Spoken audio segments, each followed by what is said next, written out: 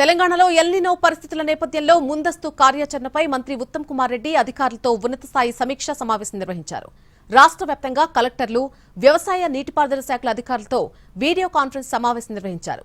వ్యవసాయ శాఖ మంత్రి తుమ్మల నాగేశ్వరరావు వీడియో కాన్ఫరెన్స్ ద్వారా సమావేశానికి హాజరయ్యారు. వ్యవసాయ నీటిపారుదల శాఖల సమన్వయంతో కార్యాచరణ ప్రణాళికపై చర్చించారు. సాగునీటి లభ్యత, నీటి నిల్వలు, పంటల ప్రణాళికపై విస్తృత స్థాయిలో చర్చించారు. ఎల్నినోపై రాష్ట్ర ప్రభుత్వం పూర్తి అప్రమత్తంగా ఉందన్న మంత్రి ఉత్తమ్ కుమార్ రెడ్డి వర్షాభావ పరిస్థితులకు అనుగుణంగా జిల్లాల వారీ కార్యాచరణకు ఆదేశాలు జారీ చేశారు.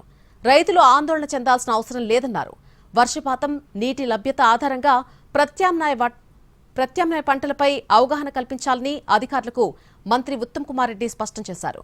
గ్రామ సభల ద్వారా రైతులకు ఎల్నినోపై చైతన్యం పెంచాలని, శాస్త్రవేత్తల సూచనల మేరకు పంటల ఎంపికపై రైతులకు మార్గదర్శకాలు విడుదల చేయాలని సూచించారు.